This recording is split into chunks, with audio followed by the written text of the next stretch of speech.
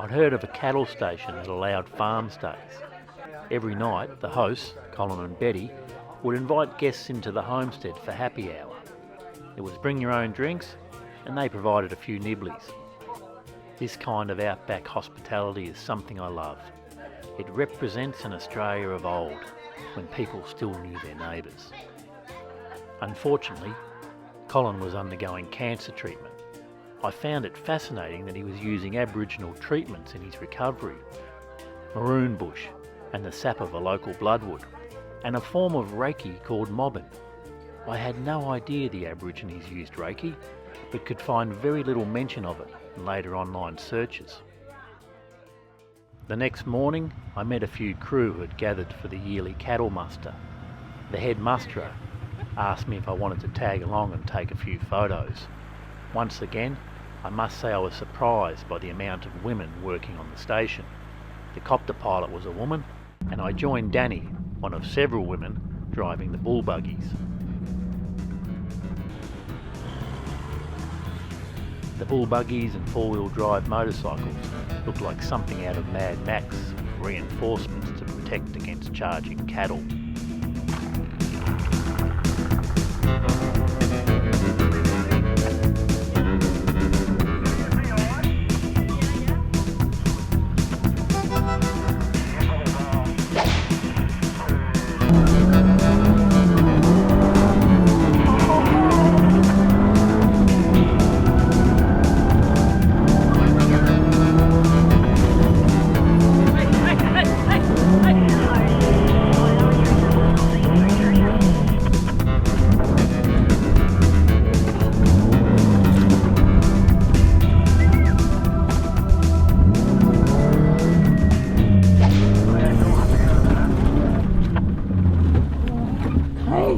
I soon learnt why the bars were needed when Danny tried to bring a rogue bull back to the gathering flock.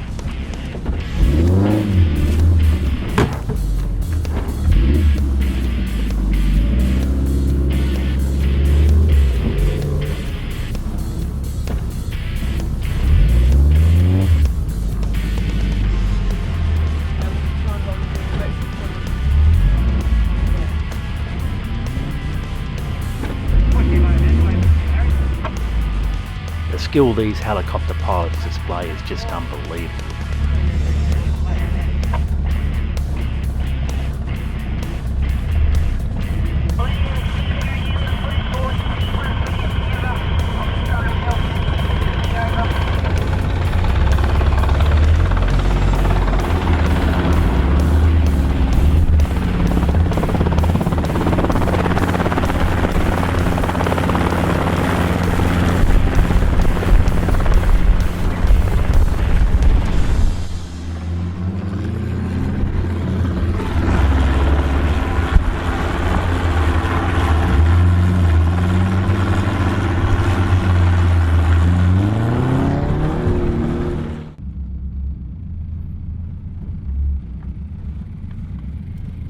The rest of the muster went by without a hitch and gave me time to think about why it surprised me to find so many women working in these remote places. Previously, I'd attended Australia's biggest documentary conference, where during the key address, a Muslim activist informed the crowd that film funding needed to be more representative of the diversity of Australian society. The idea didn't sit well with me. I didn't think focusing on people's differences would lead to better understanding between the different groups in our society.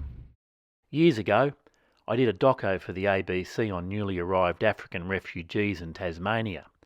From this experience, I became good friends with a woman from Sierra Leone. Flo and I shared the same wicked sense of humour and a love of good food. I once invited her back to the small country town I was born in to meet my parents. I knew it could be difficult for her.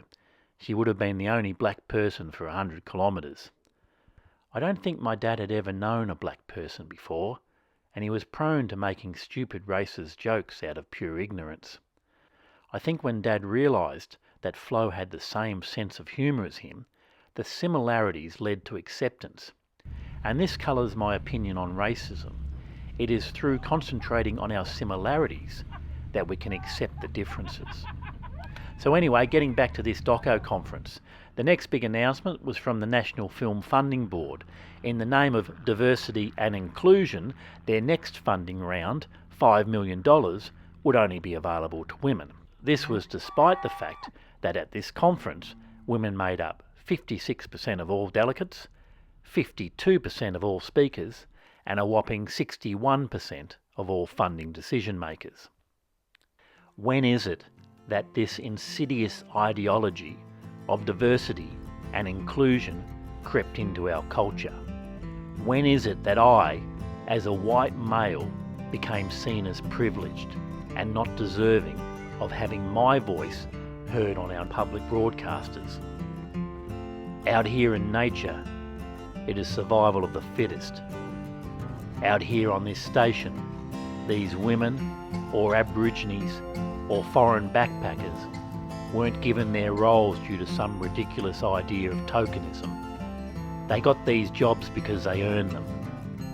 Why are our public forums and government institutions supporting these divisive policies?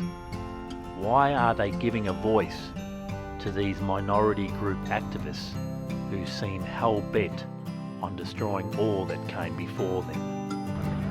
Why? Why?